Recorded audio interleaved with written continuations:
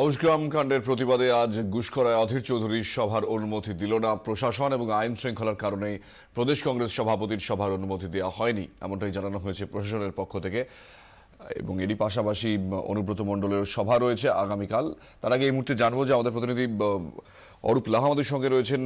অধীর চৌধুরীর সভার অনুমতি না দেওয়ার পেছনে ঠিক কি কারণ, আরো বিস্তারিতভাবে কি জানা যাচ্ছে?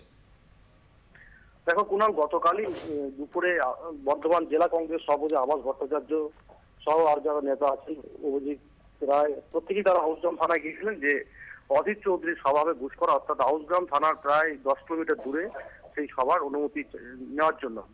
কিন্তু প্রশাসনের পক্ষ থেকে পরিষ্কার বলা হয় এই মুহূর্তে তাদের অনুমতি দেওয়া যাবে না, যেহেতু আইন শৃঙ্খলার ব্যাপার আছে। সেই কারণে অধীর চৌধুরীর সভা তাদেরকে বলা হয় যে 4-5 দিন পরে করার জন্য।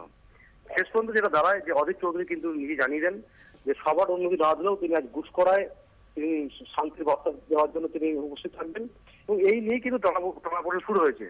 পাশাপাশি তোমাকে বলে রাখি যে এই ঘটনার পর, অর্থাৎ আউসগ্রামের থানা ভাঙচুর বা থানায় আগুন দেওয়ার পর যে ধরপাকড় শুরু হয়েছে, তার প্রতিবাদেও কিন্তু অধীর চৌধুরী মুখ খুলেন এবং জেলা কংগ্রেস নেতারা তারা বলেন যে যেভাবে সাধারণ মানুষকে, অর্থাৎ যারা এই ঘটনার সঙ্গে যুক্ত নয়, যারা নিরপরাধ মানুষ, তারাও কিন্তু ঘরছাড়া।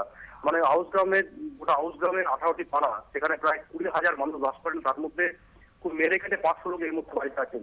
গতকাল আমরা দেখেছি ওখানে যে পোলিও শিবির, অর্থাৎ পালস পোলিও শিবির, সেখানেও কিন্তু কোন বাচ্চাকে মাত্র গুটি কয়েক বাচ্চা মাত্র পালস পোলিও টিকাকরণ নিয়েছে। সব নিয়ে বলা যেতে পারে যে গোটা আউসগ্রাম প্রায় 20,000 মানুষের মধ্যে 19,000 মানুষই প্রায় খরচা।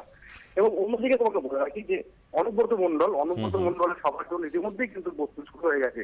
আমরা কাল যে ছবি দেখিয়েছি যে অনুব্রত মণ্ডলের সবার জন্য স্থানীয় তৃণমূল নেতারা কিন্তু অনুমতি চাইতে যায় এবং সেখানে অনুমতি প্রায় মিলে গেছে, এমনটা একটা দাবি করছেন। এবং সবথেকে যেটা গুরুত্বপূর্ণ ব্যাপার হচ্ছে যে অধীর চৌধুরীর সভা হবে গুসকরা, অর্থাৎ প্রায় আউসগ্রাম থানা থেকে 10 কিলোমিটার দূরে, তার অনুমতি যখন মিলল না, তখন থানা থেকে ঢিলঝোড়া দূরত্বে বলা যেতে পারে থানা সংলগ্ন মাঠে কিন্তু অধীর চৌধুরীর সভা বাতিল হলেও অনুব্রত মণ্ডলের সবার জন্য ইতিমধ্যেই কিন্তু বাস পাতা কাজ শুরু হয়েছে। ফলে শাসক দলের সঙ্গে বিরোধীদের যে চর্চা বা শাসক দলেরকে অনুমতি দেওয়া, বিরোধীদের অনুমতি না দেওয়ার যে ট্র্যাডিশন, সেটা কিন্তু অব্যাহত রয়েছে। কুণাল, ধন্যবাদ অরূপ।